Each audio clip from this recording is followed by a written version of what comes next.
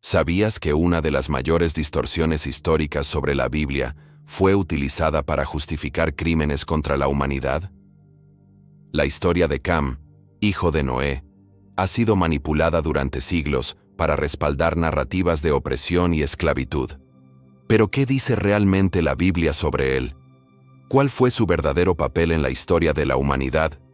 ¿Y por qué las sociedades secretas y las corrientes ocultistas también estaban tan interesadas en este linaje? Hoy descubriremos la verdadera historia de Cam, exploraremos los misterios detrás de sus descendientes y comprenderemos cómo se han interpretado estas narrativas a lo largo de los siglos. Prepárate, porque estás a punto de descubrir verdades que han estado ocultas durante generaciones. En el contexto bíblico, antes del gran diluvio, la tierra estaba profundamente corrompida y sumida en la violencia. La humanidad se había desviado completamente de los caminos de Dios, entregándose al pecado rampante y a la maldad generalizada. La Biblia describe este estado de depravación moral en Génesis capítulo 6, versículo 5. Y vio Jehová que la maldad del hombre era grande sobre la tierra, y que toda imaginación de los pensamientos de su corazón era continuamente solo maldad. Textos antiguos y tradiciones esotéricas, incluido el libro de Enoc, considerado apócrifo pero estudiado por varias órdenes místicas a lo largo de la historia, sugieren que en este periodo se produjo una corrupción aún más profunda. Según estas narraciones, hubo una mezcla entre los hijos de Dios y las hijas de los hombres, dando lugar a los Nefilim, los gigantes mencionados en las Escrituras. Estas interpretaciones influyeron profundamente en el ocultismo medieval y renacentista, dando forma a opiniones sobre la antigüedad de la humanidad y los secretos perdidos del mundo anterior al diluvio. Ante esta corrupción generalizada, Dios decidió purificar la tierra mediante un diluvio universal. En medio de esta generación perversa, Noé se destacó por su justicia e integridad. La Biblia lo describe como un varón justo, perfecto en sus generaciones, uno que caminaba con Dios, como leemos en Génesis capítulo 6, versículo 9. Esta descripción revela que Noé mantuvo una relación íntima y constante con Dios, viviendo una vida que agradó al Señor. Su fe y obediencia lo hicieron digno de ser elegido por Dios para una misión extraordinaria. Dios le reveló a Noé su plan de destruir toda carne mediante un diluvio, pero también le dio instrucciones detalladas para construir un arca que lo salvaría a él, a su familia y a un remanente de todas las criaturas vivientes. Hazte un arca de madera de tusa, harás compartimentos en el arca y la enmasillarás por dentro y por fuera con betún. Ordena Génesis capítulo 6, versículo 14. Construir el arca requirió precisión, fe y habilidad extraordinarias. Dios le proporcionó a Noé dimensiones e instrucciones específicas sobre cómo construirlo, asegurándose de que pudiera albergar a todos los que estarían a bordo durante el diluvio. Noé obedeció meticulosamente todas las instrucciones de Dios, demostrando su fe y confianza inquebrantables en el plan divino. Así hizo Noé, conforme a todo lo que Dios le mandó. Así lo hizo, confirma Génesis capítulo 6, versículo 22. Cuando se completó la construcción del arca, Dios ordenó a Noé que entrara en el arca con su familia y animales seleccionados.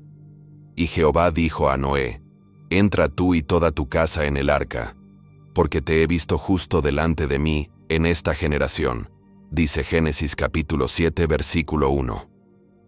Entonces Noé, su esposa, sus hijos Sem, Cam y Jafet, y sus esposas, junto con parejas de toda clase de animales, entraron en el arca. Dios cerró la puerta del arca y las aguas del diluvio comenzaron a caer, cubriendo toda la tierra y destruyendo toda carne fuera del arca. Durante 40 días y 40 noches llovió incesantemente, y las aguas prevalecieron sobre la tierra durante 150 días. El arca flotó sobre el agua, preservando a Noé, su familia y los animales. Finalmente, las aguas comenzaron a calmarse, y el arca se detuvo en las montañas de Ararat. Después de un tiempo, Noé envió una paloma para comprobar si las aguas habían bajado. Cuando la paloma regresó con una hoja de olivo, Noé supo que la tierra era habitable nuevamente. Cuando las aguas finalmente retrocedieron, Dios ordenó a Noé que abandonara el arca y repoblara la tierra. Sal del arca tú, y tu mujer, y tus hijos, y las mujeres de tus hijos contigo, ordena Génesis capítulo 8, versículo 16. Noé, en agradecimiento y reverencia, construyó un altar y ofreció sacrificios a Dios. Dios, en respuesta, bendijo a Noé y a su familia, e hizo un pacto con él, prometiendo nunca más destruir la tierra con un diluvio. Y dijo Dios: Esta es la señal del pacto que hago entre yo y vosotros, y entre toda alma viviente que esté con vosotros por las generaciones eternas. He puesto mi arco en la nube. Esto será señal del pacto entre yo y la tierra, declara Génesis capítulo 9, versículos 12 y 13. Por lo tanto, Noé y su familia fueron elegidos por Dios para sobrevivir al diluvio debido a su justicia. Y Dios bendijo a Noé y a sus hijos y les dijo: Fructificad y multiplicaos, y llenad la tierra. Leemos en Génesis capítulo 9, versículo 1. Con esta bendición, Noé se convirtió en raíz de una nueva humanidad, y cada uno de sus hijos fue el responsable de dar origen a diferentes pueblos y naciones. La misión dada por Dios a los hijos de Noé, después del diluvio, fue clara: repoblar la tierra, extendiendo sus linajes por diferentes regiones. Cada hijo recibió un área distinta para poblar, empezando por Sem, el primogénito, a menudo asociado con Oriente Medio y considerado el antepasado de los pueblos semíticos, incluidos los hebreos y los árabes. La Biblia destaca el linaje de Sem por su importancia espiritual e histórica, pues de él vendría Abraham, el patriarca del pueblo de Israel. Dios prometió a Abraham: En ti serán benditas todas las familias de la tierra, según Génesis capítulo 12, versículo 3. La misión de Sem y sus descendientes fue crucial para el desarrollo de las grandes civilizaciones y tradiciones religiosas que aún influyen en el mundo moderno. La Biblia nos dice: Y los hijos de Sem fueron Elam, Asur, Arfaxad, Lud y Aram. Y los hijos de Aram, nosotros, Jul, Geter y Mesec. En Génesis capítulo 10, versos 22 y 23. Estos nombres resuenan a lo largo de la historia, reflejando la influencia duradera de las culturas que surgieron de este linaje. A Jafet, el segundo hijo, se le encomendó la tarea de repoblar las regiones de Europa y partes de Asia.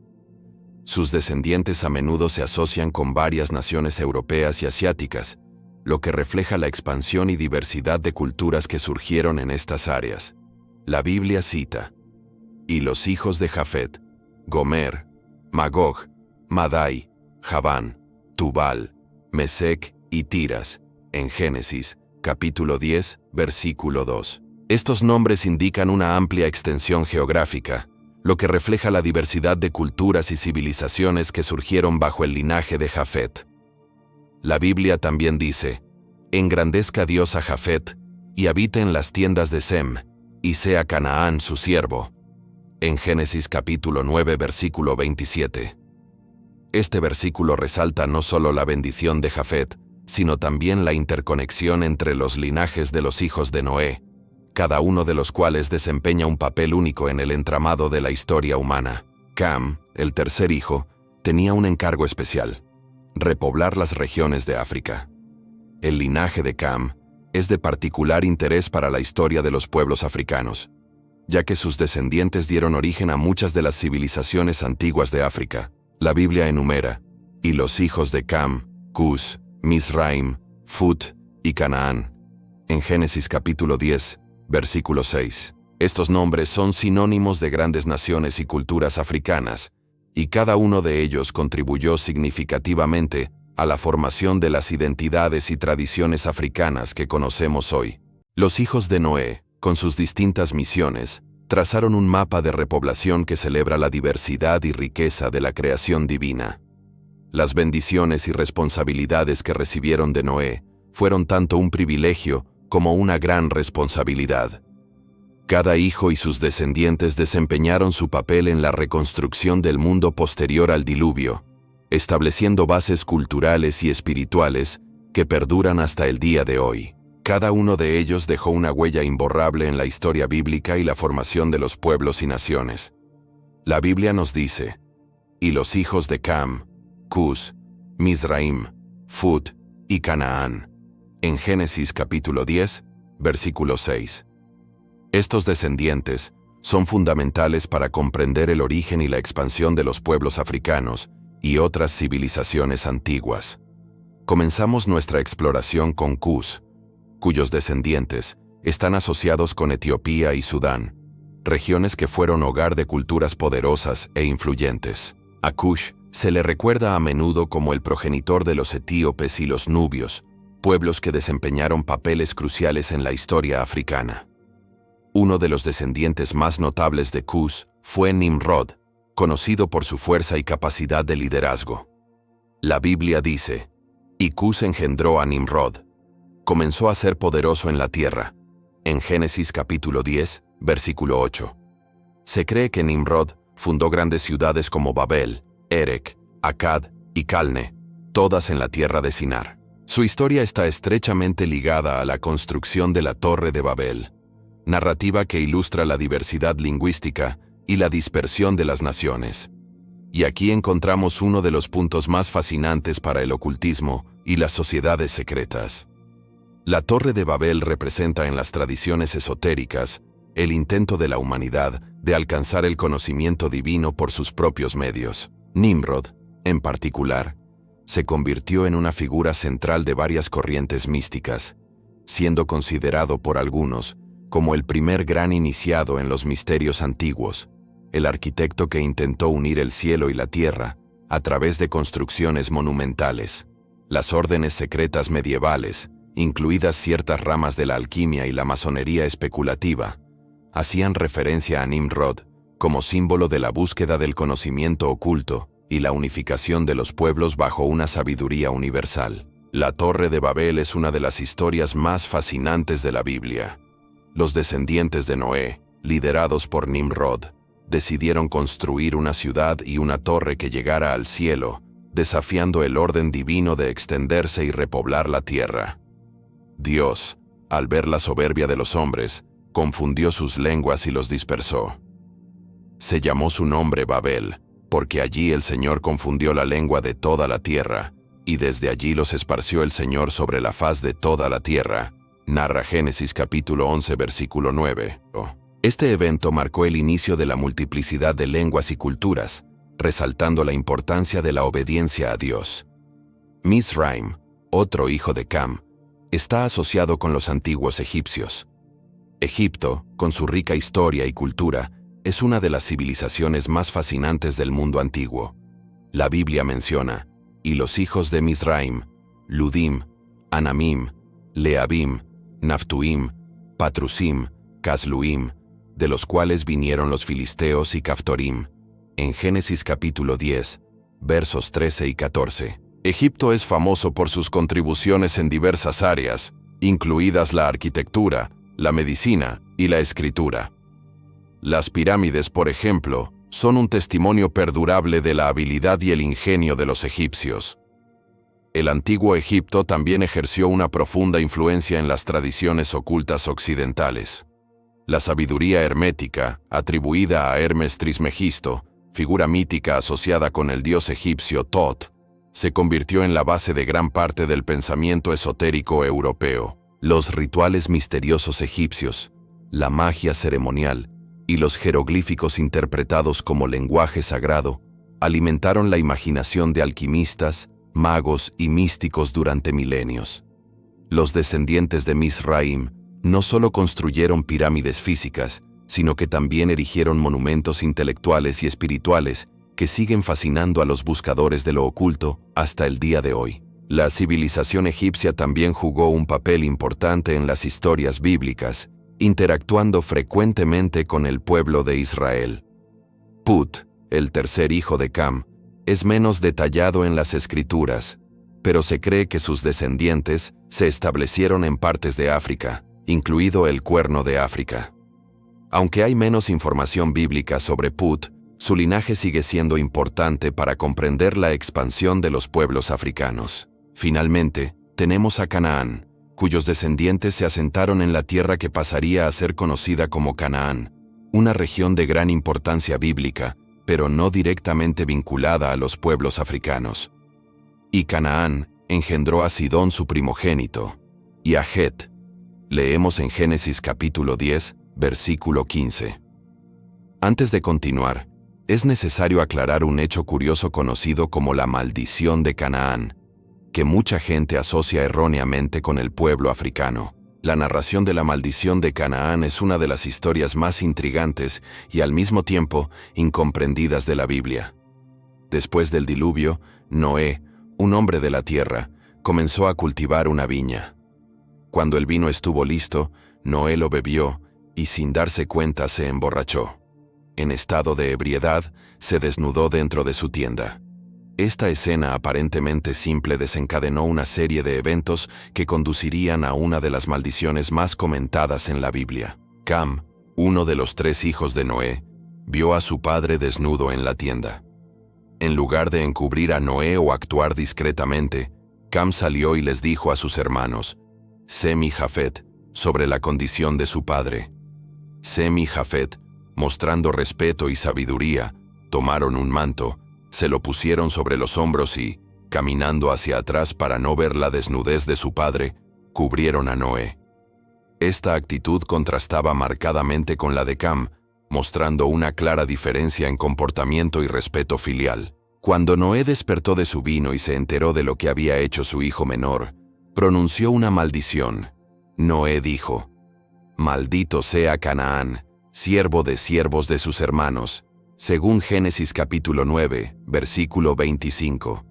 Es interesante notar que la maldición no estaba dirigida directamente a Cam, sino a su hijo Canaán. Este detalle es significativo y ha sido objeto de muchas interpretaciones. La razón exacta por la que Noé decidió maldecir a Canaán en lugar de a Cam no se detalla explícitamente en la Biblia. Algunos eruditos sugieren que esto puede reflejar una comprensión profética del papel futuro de los descendientes de Canaán en relación con los descendientes de Sem y Jafet.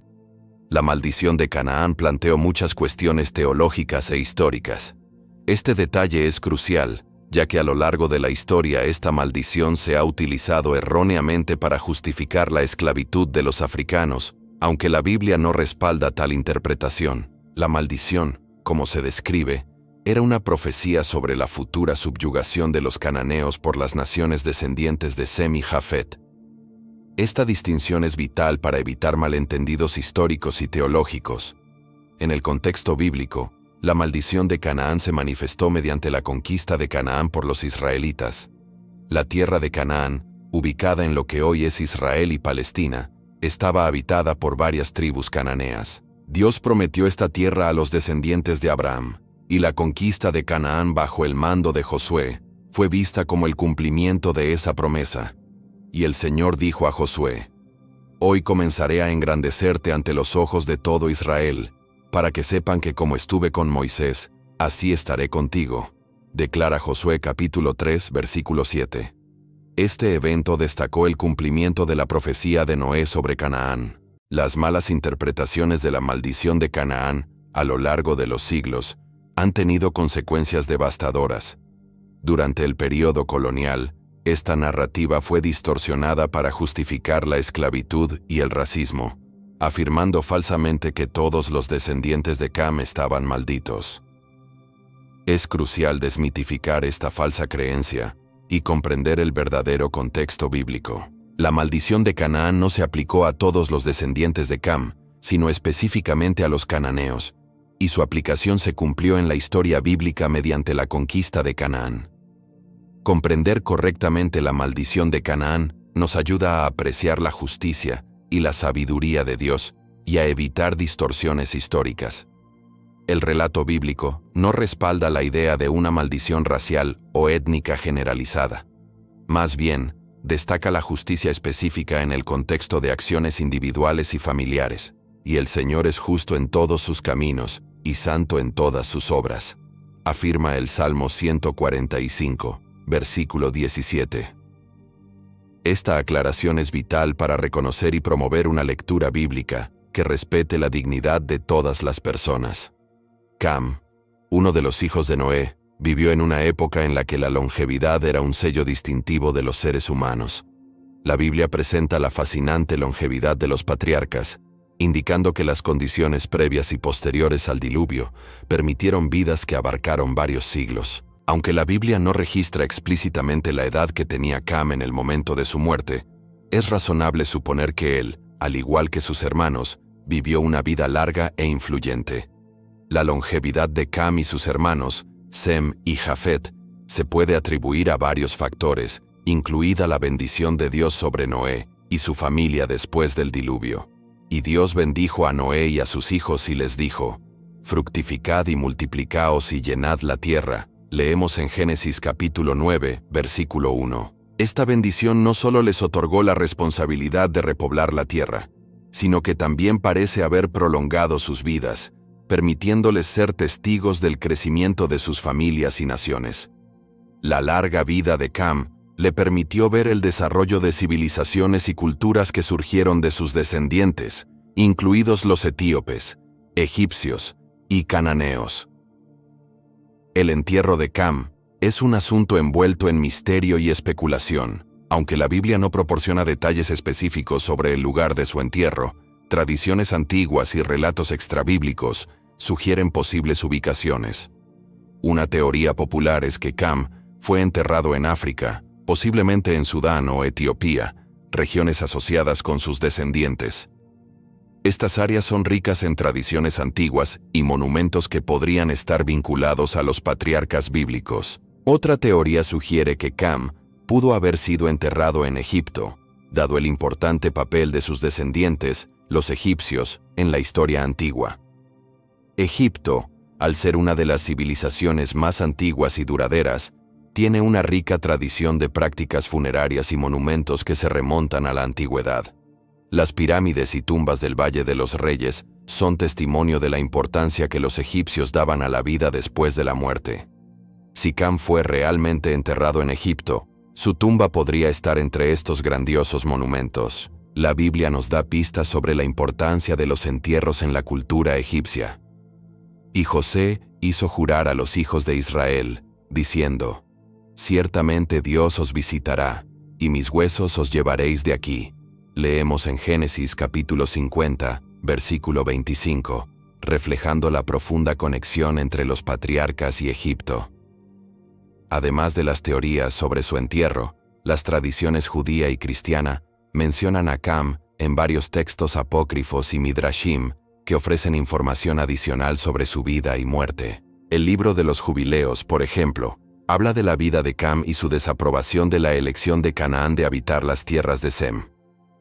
Y la tierra fue dividida en porciones entre los hijos de Noé, como el Señor había dicho, y echaron suertes entre sí para sus porciones. Relata Jubileos capítulo 8, versículo 10. Estas tradiciones, aunque no canónicas, enriquecen nuestra comprensión de las complejas relaciones y legados de los patriarcas bíblicos. Las civilizaciones africanas, a lo largo de los siglos, han moldeado sus propias identidades culturales en torno a estas narrativas, reinterpretándolas de maneras que resuenan con sus propias experiencias y contextos históricos. En Etiopía, los descendientes de Cus son celebrados en una rica tradición de mitos y leyendas. La historia de la reina de Saba y su encuentro con el rey Salomón es una de las más conocidas. Según la tradición etíope, la reina de Saba, también conocida como Maqueda, viajó a Jerusalén para poner a prueba la sabiduría de Salomón. Y cuando la reina de Saba oyó el informe de Salomón acerca del nombre del Señor, vino a probarlo con preguntas difíciles, y vino a Jerusalén con un gran séquito, con camellos cargados de especias, y mucho oro y piedras preciosas, y vino a Salomón y le habló de todo lo que tenía en su corazón. Narra Primera de Reyes capítulo 10, versículos 1 y 2. La llegada de la reina fue grandiosa, con una procesión que reflejó la opulencia y el prestigio de su reino. Trajo consigo valiosos obsequios que simbolizan el respeto y el reconocimiento por la fama de Salomón. Al conocer a Salomón, La reina le planteó varias preguntas y acertijos difíciles, queriendo ver si su sabiduría estaba a la altura de su reputación. Salomón, conocido por la sabiduría que Dios le había dado, respondió todas las preguntas de la reina con gran perspicacia y claridad, y Salomón le dio respuesta a todas sus preguntas. No había nada que no pudiera explicarle. Confirma Primera de Reyes, capítulo 10, versículo 3. La reina quedó impresionada no solo por las respuestas de Salomón, sino también por la grandeza de su palacio, la organización de su reino y la devoción del pueblo de Israel a su Dios. La Biblia nos dice que la reina de Saba quedó estupefacta ante la sabiduría y los logros de Salomón, y dijo al rey: «Era cierto lo que oí en mi tierra acerca de tus obras y de tu sabiduría, pero no creí esas palabras hasta que llegué y mis ojos lo vieron. Y he aquí que no me dijeron ni la mitad. Tú superas en sabiduría y riqueza a la fama que he oído». Declara Primera de Reyes capítulo 10, versículos 6 y 7. Esta historia, además de su valor bíblico, se volvió central para la identidad etíope, y la tradición afirma que de la unión entre Salomón y la reina de Saba nació Menelik, fundador de la dinastía salomónica de Etiopía. Esta narrativa se ha conservado no solo en las tradiciones cristianas etíopes, sino que también ha influido en movimientos espirituales modernos como el rastafarianismo, que incorpora elementos de tradiciones místicas, tanto bíblicas como africanas.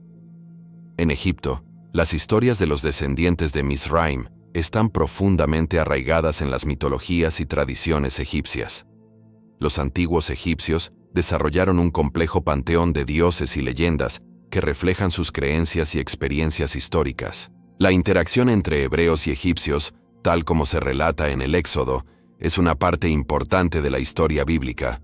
Y Moisés dijo al pueblo: «No temáis, estad quietos y ved la liberación que el Señor os hará hoy, porque a los egipcios que habéis visto hoy, no volveréis a verlos nunca más».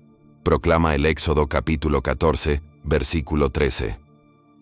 Esta historia de liberación y milagro se recuerda no solo en la tradición judía, sino que también influyó en las interpretaciones egipcias de las interacciones con el pueblo de Israel. En el Cuerno de África, las tradiciones asociadas con los descendientes de Put también tienen sus propias variaciones y mitos.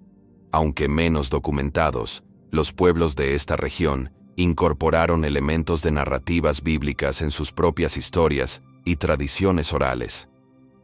La influencia de la migración y los intercambios culturales ayudaron a dar forma a una rica herencia de mitos que se entrelazan con historias bíblicas, reflejando la adaptación y resiliencia de las culturas africanas. Las tradiciones cananeas, aunque no directamente vinculadas a los pueblos africanos, también influyeron en las mitologías regionales.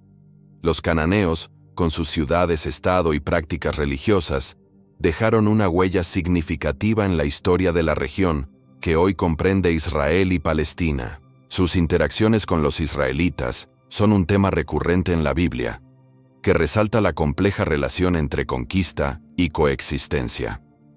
Y los hijos de Israel habitaron entre los cananeos, los hititas, los amorreos, los fereceos, los heveos y los jebuseos. Narra Jueces capítulo 3 versículo 5. Esta convivencia, a veces tensa, contribuyó a un rico intercambio cultural y religioso. Ahora que hemos llegado al final de este recorrido por la historia de Cam y sus descendientes, es importante que reflexionemos sobre lo que hemos aprendido. La verdadera narrativa bíblica sobre Cam no respalda las distorsiones históricas que se utilizaron para justificar la opresión y la esclavitud.